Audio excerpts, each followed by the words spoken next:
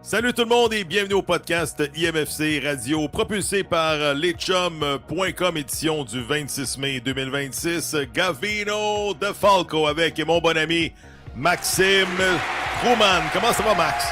Ça va très bien. J'ai apprécié mon samedi soir, regarder le Supra avant mon Canadien. Fait que non, je le dis bravo, je te l'ai dit en privé, mais je le redis en public. Bravo, c'est une super job. Et je te dis quelque chose de plus, Gav. Oui donc. Les gens ont bien aimé. À TVA Sport et au Supra. T'as fait une super job, c'est pas juste moi qui le pense. Ben, merci beaucoup. On va en parler tantôt dans le deuxième volet de l'émission. Mais première question, t'es-tu un amateur de cinéma, toi, mon chum Max? Non, pas tant. Ça fait longtemps de tabarouette, je peux aller au cinéma. Pour vrai, je suis le genre à attendre Netflix. Là. Mais savais-tu qu'il y a un nouveau film qui sort bientôt, un film de Disney? Non, pas du tout. Zéro. Après La Reine des Neiges, c'est Le Prince des Neiges. Oh, ouais, ça va sortir cet été. Et j'ai mis la main sur la chanson thème, justement, de ce film-là. Veux-tu que je te la chante un peu? Je sais que tu es un chanteur, là. Non, mais c'est correct. C'est juste je suis pas fan de ces animations-là pendant le Canadien. Je suis pas non plus fan de ça, mais ça me divertit. Ah ouais, vas-y. C'est délivré, nanana, de Ivan Aimé. C'est la fin de même, c'est... Prince Oussou, ça résume la semaine du CF Montréal. C'est-à-dire, Ivan Aimé est parti, puis son partner in crime, qui était pas capable de combiner avec lui, 3 buts, une passe. 3 buts, une passe. Le Prince des Neiges est arrivé en fin de semaine. C'est notre joueur de concession. Okay. Signalé à long terme. 3 buts, une passe. Il y a les mêmes stats que Slavkovski, pas là, mais en première ronde. En première ronde. OK, ça va, man. La pression est bonne, le cholestérol, le pouls cardiaque. Non, mais quel match, OK? Puis Prince Owusu, SofaScore, il donne une note de 10. C'est rare, le 10. Il faut que tu aies eu tout un match. Malheureusement, il n'est pas joueur de la semaine. Il est sur l'équipe d'étoiles, mais il n'est pas joueur de la semaine dans la MLS. Il y a quelqu'un qui a fait 5 contributions au lieu de 4. Ouais. Mais quel match! Et Aimé, je suis d'accord, il n'est pas là. Peut-être que Owusu était dans des meilleures dispositions, mais en même temps, à gauche de Owusu, c'était Noah Streit. Noah Streit, ça a été un autre match difficile. Fait que, est-ce que c'est Aimé qui est parti sur le terrain, ça libère Prince Owusu? J'ose pas embarquer là-dedans. Est-ce que mentalement, Prince se sentait plus à l'aise avec Noah Streit ou sans Ivan Aimé? Peut-être. Ou sinon, c'est juste un hasard et on essaie de faire les conclusions qu'on veut. Moi, ce qui me fait capoter sur Prince Owusu, c'est qu'il y a plein de gens qui chialent contre lui depuis samedi. Est-ce que tu peux chialer quand il y a des mauvais matchs? Oui. Mais quand le gars a 3 buts plus une passe décisive, qu'il est de loin le joueur du match et l'un des meilleurs de la MLS, chiale pas cette journée-là. Tu sais, read the room, choisis ton moment. Parce que chialer contre Prince Owusu cette semaine, ça paraît mal. Voilà, il y a eu d'autres bonnes chances de marquer. Il aurait pu finir la game 5 buts, une passe, parce que c'était comme un match au parc du coin, au parc Contic. Il n'y avait pas vraiment de défensive des deux côtés. C'était wide open. Les deux équipes étaient déjà en mode je m'en vais en vacances, je m'en vais à Cancun pour 2 semaines. C'est ça que ça m'a fait penser. Tu payes Prince pourquoi, Gavino? Tu sais, pour la mettre dedans, la mettre dedans, pour le tap-in à la fin, puis c'est ça qu'il a fait. Exact. Et la construction de but sur le but égalisateur de Sintchuk est incroyable aussi. Donc, tu sais, match A1 pour le Prince. On va écouter un écho de vestiaire avec Prince Owusu qui parle de, justement, de l'effort de l'équipe. On écoute. It was a proof of the switch of our mentality, every single one, and this is what we showed today. Our goal was to get 3 points today. It didn't work out that well. But in the end, we have to take this 1 point and move from there. How did you feel about scoring a hat-trick today? Yeah.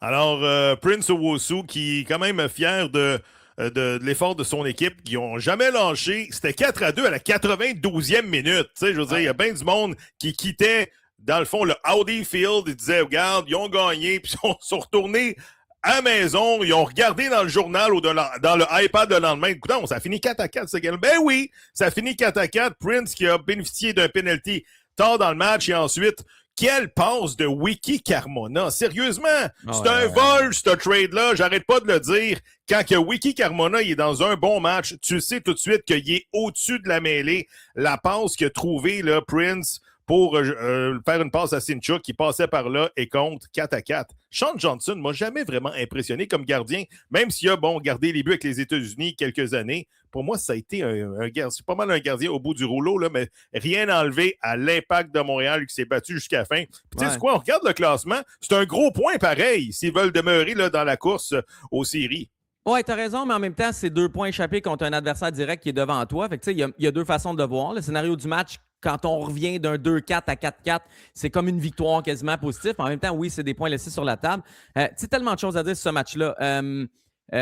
Les buts sur phase arrêtée, il va falloir arrêter. Tu sais, c'est pas un jeu de mots, là, mais il faut arrêter de donner autant de buts sur phase arrêtée. Ça commence à faire mal au club. Tu sais, Prince, très bon, très bon sur le terrain, plus ou moins bon en conférence de presse. Je comprends qu'il faut le sortir quand il y a 3 buts, une passe, mais si quelqu'un nous écoute, le Hassoun, Tristan, whatever, sortez-le pas trop souvent.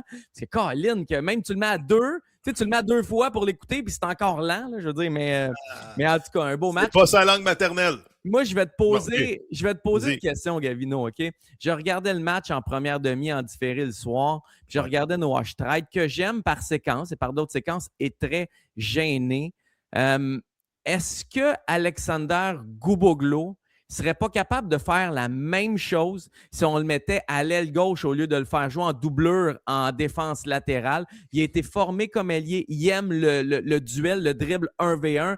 Il est un peu dans le même profil que Noah Streit. J'ai l'impression que si Goubouglo venait de la Suisse puis qu'on l'avait acheté près d'1 million et que Noah Streit venait de l'Académie, c'est Streit qu'on tenterait de reconvertir en défenseur latéral. C'est Goubouglo qui aurait toutes les chances. Je regarde Streit puis je dis pas qu'il est pas bon. Au contraire, j'aime Goubouglo.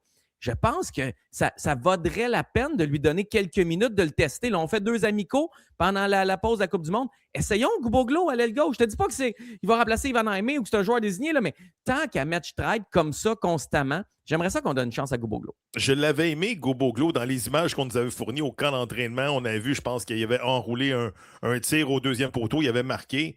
Mais tu sais, Noah Streit, donne-y le temps. Moi, je l'aime, Noah Streit. Je continue à le dire, là. Noah Streit ou Ivan Aimé, pour moi, regarde, c'est 4,30 sous pour une pièce. Je pense que je donne une chance à Noah Streit. Je le trouve percutant.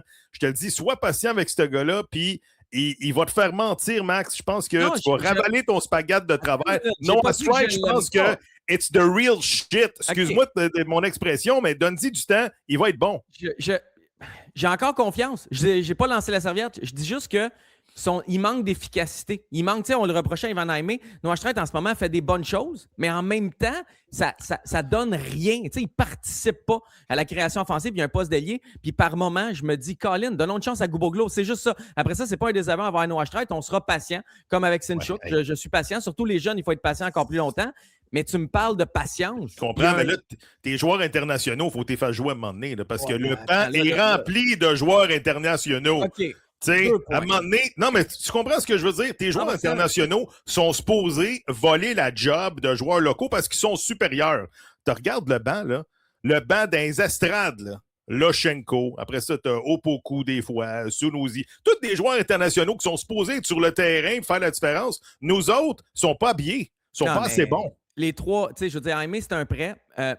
J'ai pas de stress avec le prêt d'Ivan Aimé. Pour vrai, il est venu prendre une place internationale. Il est venu comme joueur désigné. On a essayé quelque chose. Ça ne nous a pas coûté une fortune. Si ça avait fonctionné, on aurait trouvé un moyen de le garder. Ça n'a pas fonctionné. J'ai pas de trouble avec Ivan Aimé. Par contre, des prêts, on a Thomas Gillier qui, by the way, semble être de retour jusqu'à décembre. Là, on en parlera peut-être plus tard, mais je pense pas qu'il part cet été, même s'il y a beaucoup de vent ou de spéculation à ce sujet-là. Mais Amaya, Aviles et Lochenko, c'est 3 prêts qui servent à rien. Amaya s'en vient en renfort en fin de mercato pour patcher des trous, puis il joue même pas. Pourquoi tu joues pas? Pourquoi il joue pas? Tu joues du soccer de rattrapage, il joue pas. Il n'est pas habillé. Il était supposé être bon, ce gars-là.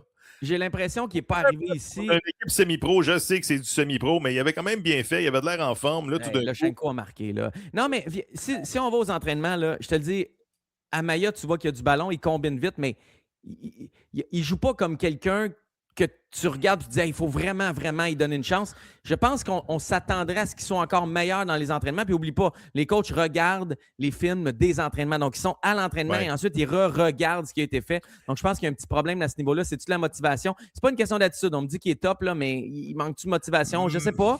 Mais Aviles et Lechenko ne sont même pas habillés. C'est deux autres comprends. prêts. C'est 3 prêts qui servent à rien, qui prennent des places internationales. J'ai un peu de problème avec ça. Tu sais, ça va être difficile de faire rentrer Amaya. Tu as marqué 4 buts contre DC United. C'est pas un manque de production offensive de ce côté-là. Donc, j'ai hâte de voir si Philippe Lafroy, s'il revient dans une couple de mois, si le paysage va être changé. Écoute, avant de parler de Ivan Aimé et de tout ce qui se passe avec le club dans l'actualité, on va tout de suite écouter Philippe Lafroy qui est quand même content de l'effort de son équipe. Multifactorial. So there is a lot of parameters to explain that, John.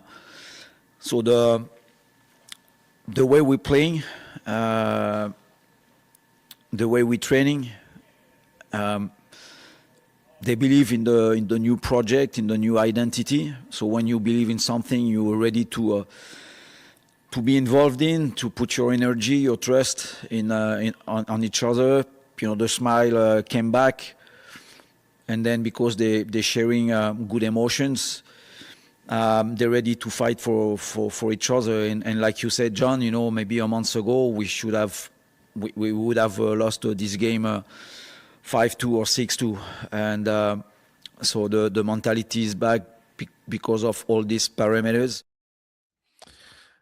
Là, écoute, Philippe Lafroy mentionne les sourires sont de retour. Il y a 1 ou 2 mois, on aurait perdu ce game-là 4-2, 6-2. On ne serait jamais revenu dans ce match-là. Les sourires sont de retour. Les joueurs croient en chacun et croient en ce qu'on est en train de bâtir. Et là, tu es en train de me dire là, que ce coach-là, intérim, on va en chercher un autre pour finir la saison. Non, mais à un moment donné, tu sais, je veux dire, ça va finir quand? Enfin, les coups, là. Les gars sont confiants avec Philippe Lafroy. Tout le monde joue, tout le monde a des stats. Puis les fans adorent le spectacle. Hey, il en marque des buts, là.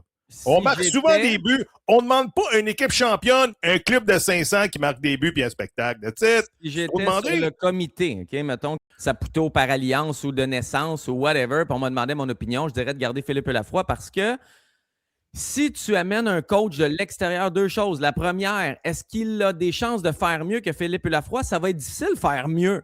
Ça va être difficile avec cet effectif-là, même si on va ajouter 1 joueur, 2 joueurs, 3 joueurs dans le mercato. Ça va être difficile. Et l'autre chose, est-ce qu'il va faire la même chose? Parce que s'il ne fait même pas aussi bien que Lafroy, on tombe dans un scénario où Wilfried Nancy avec le Celtic, puis ça peut devenir une catastrophe.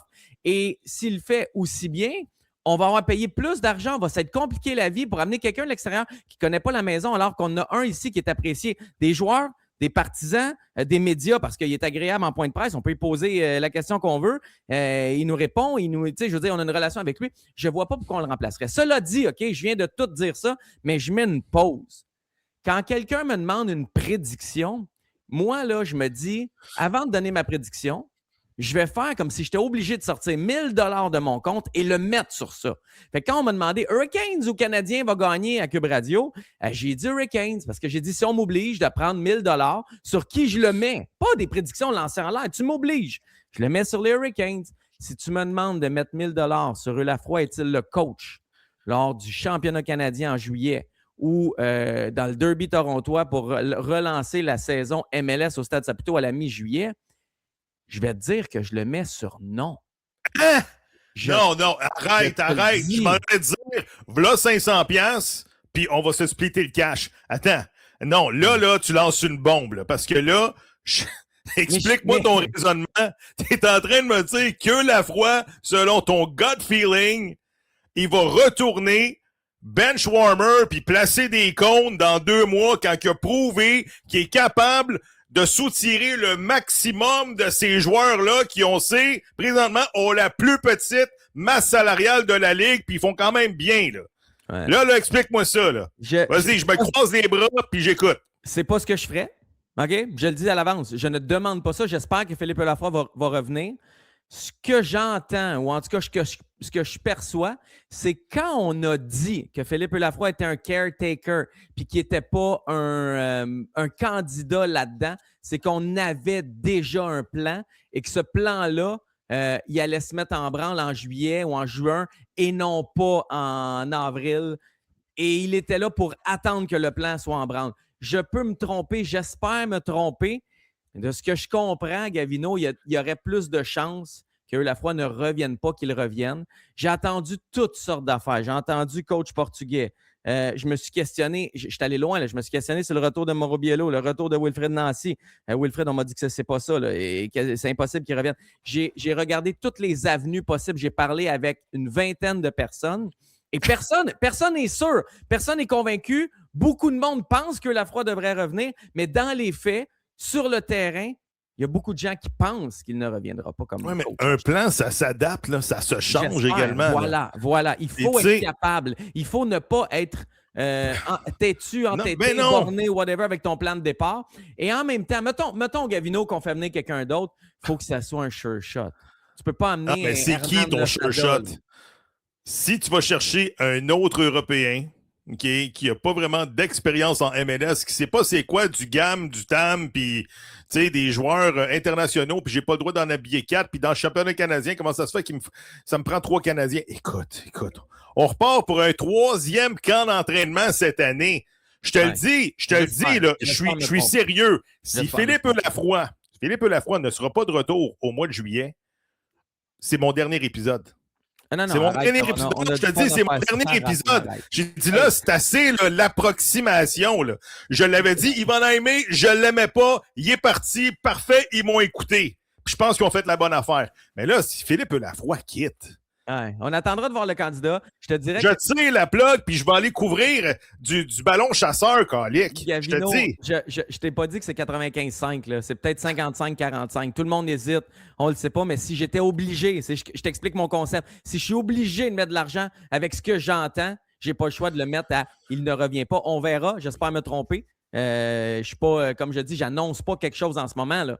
C'est ce que j'entends, c'est le feeling. Alessandro Nesta était ici en fin de semaine. Ouais, mais ça ne sera pas Nesta, ça ne sera pas Nancy. Mauro Biello, personne ne m'a nié, mais je le vois mal. Son fils avec le Supra, il y a une job avec Team Canada, Jesse Marsh. Si Jesse Marsh vient d'être prolongé jusqu'en 2030, peut-être que tout le monde va être prolongé jusqu'en 2030. Ouais. C'est là que c'est intéressant. Puis, tu sais, j'ai pas de candidat, je pourrais lancer 20 000 noms. J'en ai pas de crédibles. Donc, tu sais, on vient de dire, là, on vient d'en lancer, mais on pourrait en lancer plein. On pourrait faire un épisode d'1 heure et demie. Ça serait rien. On va plus faire un épisode de 30 minutes, puis je vais continuer à fouiller puis te donner des updates là-dessus. Je sais que quand on a lancé la semaine passée ici que le club allait investir, selon ce que j'entendais, ou en tout cas, mon feeling, c'était 5 à 10 millions de dollars canadiens. C'est ce qu'on comprenait, c'est qu'on ne faisait pas activer la clause d'AME, mais que ce budget-là, on allait vraiment l'activer sur autre chose. Donc, vous comprenez mon 5 à 10 millions de la semaine passée que j'ai sorti avec toi, Gavino. C'est encore vrai. On veut investir dans ce mercato-là. On m'a encore fait comprendre qu'il y aura des investissements et il y aura au moins l'investissement qu'on aurait mis sur AME si on l'avait acheté, donc 5,5 millions d'euros. À mon avis, 5 à 10 millions US, là, c'est une grosse braquette, mais je vais attendre. Si Lafroy ne revient pas, je vais voir qui le remplace. Puis Aimé n'est pas là, c'est correct. Je vais voir qui le remplace, qui on va chercher, à quelle position. Petrasso ne peut pas être le seul latéral gauche. Prince, on tombe tout de suite après Rios, puis Owen, c'est trop mince. On a besoin peut-être d'un autre milieu qui est plus stable, parce que là, Carmona est-il devenu un allié droit? En tout cas, j'ai hâte de voir les investissements. Donc, au retour des activités, on a un gros joueur de signer selon toi. Il ne jouera peut-être pas parce que, bon, il va prendre des vacances, va se reposer avec sa famille, peut-être qu'il va aller à la Coupe du Monde, on ne sait pas. Selon toi, là, lorsqu'on reprend au mois d'août, au mois de juillet, on a un gars de signé. On a un remplaçant, on a un DP. C'est pas juste une coupe de joueurs TAM, puis la titre, puis on attend le projet. Là. Non, si on parle de Paris aujourd'hui. Là. Ouais. Je ne sais pas si on va l'avoir dès l'ouverture du championnat quand on revient à MLS parce que la Coupe du Monde n'est pas terminée. Des fois, il y a des joueurs qui ne veulent pas être dérangés pendant la Coupe du Monde. Je ne sais pas quand on va l'annoncer, mais on n'aura pas, au mois de septembre, on n'aura pas 0 DP. Ça n'arrivera pas. Si ça arrive, je vais faire un podcast sur le ballon chasseur avec toi. Est-ce que c'est une transaction intra-MLS pour aller chercher un DP qui, disons, déçoit avec son équipe, ou bien c'est un investissement majeur dans les Europes, en Amérique du Sud, selon toi? Sinon, on n'est pas le même niveau d'excitation. Si tu me dis, genre, on va aller chercher un DP qui est bench warmer, je ne sais pas, moi, à Salt Lake City, C'est bien moins le fun qu'un gars qui arrive dans une belle boîte rouge avec un beau ruban puis un chou, puis tu sais, il est propre. On l'a jamais vu, mais il paraît qu'il est bon parce qu'il parle espagnol. Tu sais. Ouais, mais ça dépend en même temps. Si c'est un gars qui a déjà connu du succès dans la MLS, qui connaît la Ligue, on a peut-être plus de probabilité que ça fonctionne. J'ai pas d'infos sur ça va être qui. Si j'avais à miser, je te dirais de regarder beaucoup MLS, beaucoup l'Italie. Je sais que Luca Saputo est allé à Bologne à quelques reprises. Luca est souvent au centre Nutrilait, mais il ne sort pas dehors. Donc, il travaille sur quelque chose. Je ne sais pas c'est quoi. Je n'ai pas la chance de le croiser. On lui parle très, très peu ces jours-ci. Ça va être intéressant à voir. OK. Thomas Gillier, le gardien numéro 1 du CF Montréal. Disons que bon, il y a quelques tirs qu'il aimerait revoir en fin de semaine contre DC United. Son prêt est fini quand? Son prêt, selon Transfer Market, c'est le 30 juin, donc ça se terminerait bientôt. Quand on relit le communiqué de quand le CF Montréal en a fait l'acquisition, on comprend que c'était pour jusqu'à décembre dernier et que c'était prolongeable d'1 an. Donc, j'imagine qu'on l'a prolongé d'1 an. Donc, je pense qu'il sera là jusqu'à décembre. J'ai aucun indice qui laisse croire qu'il partira. Si j'en ai, on en rajoutera, mais pour l'instant, Gillier va être là au retour de la Coupe du Monde. All right. As-tu d'autres choses à rajouter par rapport à les impacts de Montréal? Ouais, 2 petits trucs. On surveille Émile Gazdov. Lui, son prêt se termine. Je ne sais pas si on va le ramener ou on va le reprêter. C'est rare qu'on ramène les joueurs qu'on a prêtés. Souvent, on prête quelqu'un. Souviens-toi, Marshall Ruddy. Puis quand il revient, on essaie de trouver une nom d'équipe. On essaie d'en trouver un autre. Donc, j'ai hâte de voir Émile Gazdov. Je ne me fais pas trop d'attente avec le gardien. Je sais que ça n'avait pas été très concluant quand il s'entraînait avec l'équipe l'année passée. Et l'autre truc que je veux te parler, on parle de place internationale, on parle d'investissement, des joueurs offensifs, du spectacle, des buts. Ça fait beaucoup de rentrées moyennes pour Holger Escobar, qui est rempli de talent, mais on ne lui trouve pas de place. À l'aile, il ne court pas, il n'est pas percutant. Dans l'axe, on dirait qu'il lui manque un peu de muscle ou une fraction de seconde pour pouvoir libérer du temps et de l'espace. Donc, je me questionne beaucoup sur c'est quoi la suite avec Holger Escobar. C'est une place internationale avec toutes les autres places internationales. C'est un gars rempli de talent, mais ça ne fonctionne pas pour l'instant. Est-ce qu'on va être patient longtemps ou est-ce qu'on va tirer sa plaque bientôt? J'ai hâte de voir. On ne sait pas si c'est un 10, si c'est un ailier, mais comme tu dis, a créé quelques revirements en fin de semaine. Moi aussi, je n'ai vraiment pas été impressionné. J'aime mieux un DDT qu'un Escobar, si tu me poses la question actuellement. Bon, le FC Supra, match nul de 1-1 contre le Vancouver FC. Premièrement, as-tu aimé la diffusion à TVA Sport? 2, c'était en même temps que le Canadien de Montréal. T'as-tu aimé ça? T'as-tu aimé ton match, ta fin de match? Mathis Chrétien qui renvoie tout le monde à la case départ. Ceux qui ne l'ont pas regardé, écoutez, j'ai eu l'honneur de commenter ce but-là. Regarde. On cherche le but égalisateur. Le centre. Mini presque de la tête. Ça revient Sean Ray à la frappe. Attention, c'est dévié! SC 1-1. Le FC Supra du Québec, contre toute attente, crée l'égalité dans les arrêts de jeu. Mathis Chrétien! Et c'est le deuxième. Un peu de moutarde. Pourquoi pas un peu de moutarde? Sérieusement, c'était une super belle expérience. J'étais avec l'excellent, je te le dis, l'excellent Quentin Parisis qui était à son baptême de feu comme analyste. Le gars, je te dis, il connaît tous les joueurs de la CPL par cœur. Même pas besoin de feuilles. Même pas besoin de feuilles. Tu sais, c'est un Wikipédia humain. Ouais. Il peut te dire où est-ce que ce gars-là, il a joué son soccer junior. Tu sais, c'est comme le Stéphane Leroux, mais de la CPL. Malade. Je dis, c'était vraiment facile, vraiment agréable à travailler avec lui. Puis, sérieusement, les 2-3 premières minutes, on était un petit peu nerveux. Puis ensuite, là, c'était comme facilement larron en foire. On s'est bien amusé. Puis ensuite, bon, le Supra qui est allé chercher un gros point sur la route contre Vancouver. Vancouver qui va jouer contre les Impacts. En championnat canadien. En championnat canadien. Faites attention, c'est une bonne équipe qui ont beaucoup de vitesse sur les ailes. Ils peuvent vous faire mal en transition. Un petit mot sur le Supra. Ouais, 2 choses. La première, tu regarderas ta séquence. Tu sais, moi, un gardien qui sort et qui s'en vient dans la surface de réparation à l'autre bord, là, c'était Joachim Méli, vu qu'on est dans les dernières secondes. Je suis fan, j'adore ça. Après le but, il ne sait pas comment célébrer. Il n'a jamais fait ça. Fait qu'au lieu d'aller vers l'équipe, tu regarderas la séquence encore, il retourne de bord puis il s'en va vers son filet, mais il ne sait pas quoi faire. C'est écœurant. Okay, c'est bon. C'est écœurant. très cool match, le Supra puis le CF Montréal. C'est 2 matchs nuls à saveur de victoire. On est allé chercher le point dans les arrêts de jeu des 2 côtés. Malheureusement, c'est en même temps que le Canadien, donc ça a été peut-être un peu moins écouté, mais c'est du beau soccer. On appelle le soccer plate. Je vais te dire de quoi, le match du Supra et le match du CF Montréal était peut-être plus intéressant que le match du Canadien samedi ou hier soir. Je dis pas que ça vaut pas la peine le Canadien, là, mais c'est pas de top performance de la part de notre équipe. Fait que c'est le fun de voir le Supra puis le CF Montréal jouer ça. On parle du Supra. Petite information. Ça fait 6, 7, 8, pas loin de 10 personnes qui me disent que le turf à Montréal commence à être problématique. On m'a dit la même chose chez les Roses. Donc, c'est 2 équipes qui en ont fait leur stade local. Le turf, il est usé, il est vieux, il rebondit beaucoup, donc c'est dur de marquer en première touche, en première intention.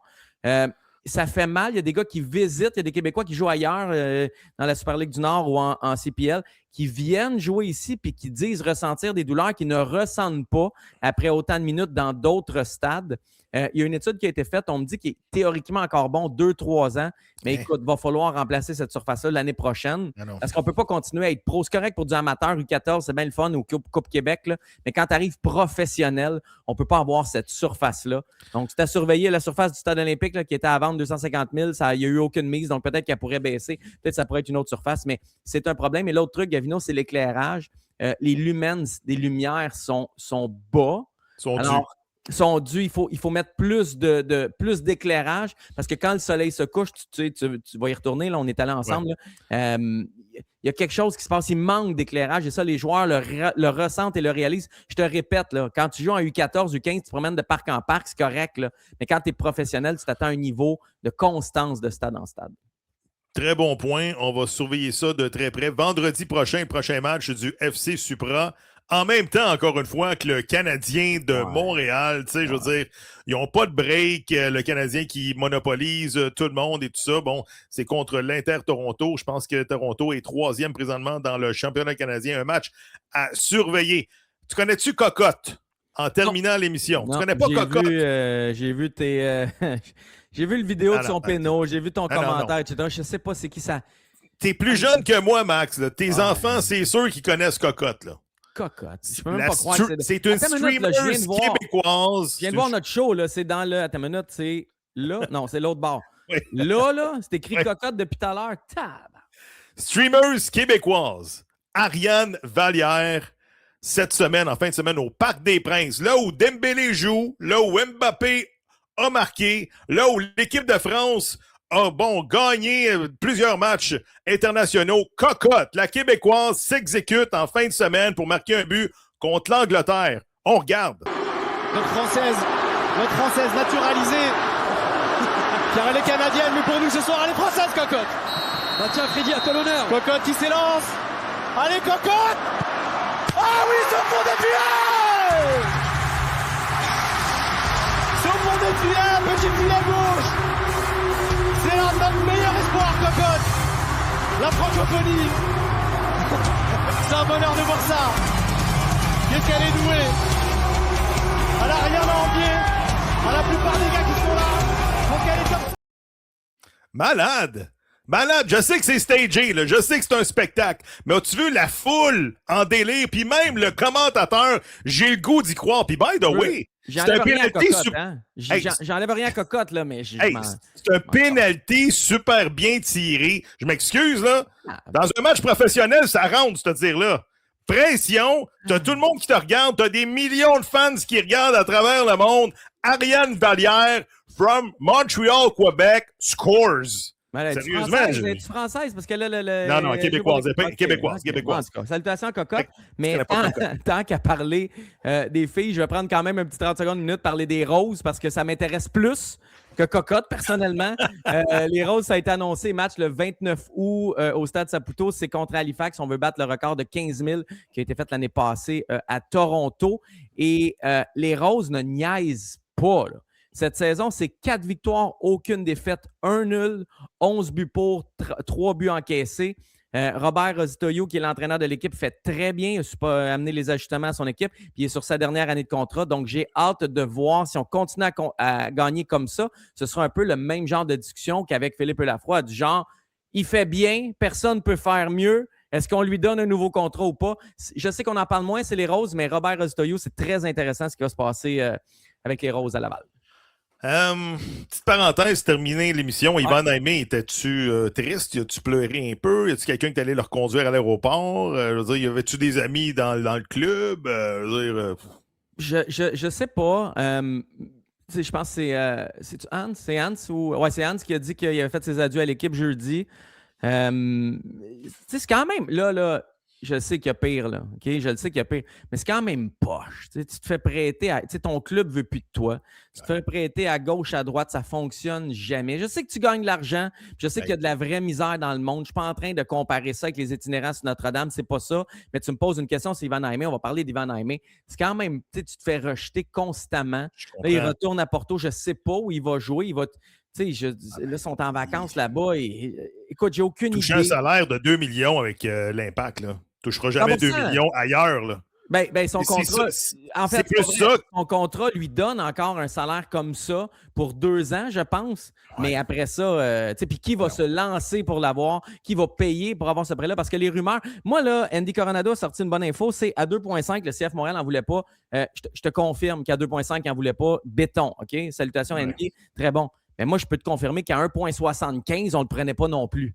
Fait que c'était un mauvais fit dans l'équipe. Un mauvais fit. On sait que c'est un bon joueur, mais c'est pas ce genre de joueur-là qu'on a besoin dans le style qu'on veut jouer, avec les joueurs en place qui sont là. C'est pas d'un gars qui combine ultra rapidement qu'on a besoin. C'est quelqu'un qui fait progresser le jeu rapidement. C'est un gars plus vertical. C'est un gars qui a plus de finish ou qui est capable de délivrer une meilleure dernière passe, une passe clé qui mène à une occasion de marquer. Donc, c'est surtout ça l'information qu'il va en aimer. Si l'Impact veut avoir des fans et remplir le Stade Saputo cette année et dans les années à venir, la recette gagnante, un nom avec un vétéran de 33, 34, 35 ans à la Luis Suarez et une jeune pépite à la Nacho Piatti. Fait que recréer le modèle de 2015-2016 avec Piatti et Drogba. Tout le monde va être content. Ça chialera plus. Puis vous allez avoir votre stade de 20 000 personnes rempli.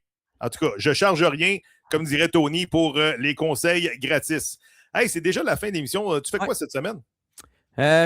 Écoute, je vais tellement aux entraînements du CF Montréal que je boude un peu les Roses et le Supra. Donc, demain, je vais voir les Roses et le Supra. Ils s'entraînent à 30 minutes d'intervalle sur 2 terrains à côté de l'autre à Laval. Donc, je vais aller faire mon tour là-bas. Je vais en profiter. Je vais essayer d'y aller la semaine prochaine aussi. Là, ça libère un peu de temps dans mon horaire, le CF Montréal. Et sinon, il y a le Canadien. Je pense que c'est terminé, Gavino. Non, come on! Ouais. Don't stop believing. Ben non, c'est pas fini. C'est pas fini. Hey, 2 défaites en prolongation. Non, je sais, je pense que les gars, ils n'ont plus de jus. Exact. Mais là, si j'allume ma radio, là, ils vont jaser de quoi? Là? Vont-ils encore parler de Brendan Gallagher, le retour, et ensuite, qui pourrait réintégrer les frères Jagai? J'ai entendu ça, les frères Jagai. C'est correct. Florian est en train de manger du popcorn en quelque part. Sérieusement, tu l'habilles pour la game numéro 4. Là, c'est le pour les Canadiens. Ça n'arrivera pas, tu as raison, ça n'arrivera pas. Mais peu importe ce que tu fais, tu manques de jus. Tu sais, il y a une vidéo, là, les coffins, là, les gens meurent, puis là, ils dansent avec des cercueils, là, ils célèbrent la mort. J'ai l'impression que c'est cette attitude-là. Je pense que le Canadien est mort, mais je célèbre quand même parce qu'ils nous auront donné tout un parcours, tout un printemps. C'est encourageant pour la suite. Mais malheureusement, depuis 2 matchs, on n'est pas là pantoute.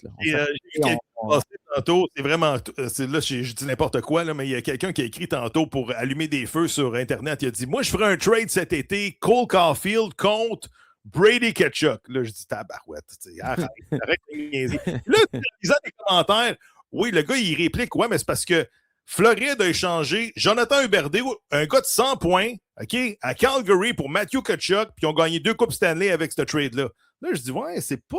Au début, je me grattais la tête. Je dis, non, ça n'a pas de bon sens, ce trade-là. Cole Caulfield, c'est un gars de 50 buts et de saison régulière.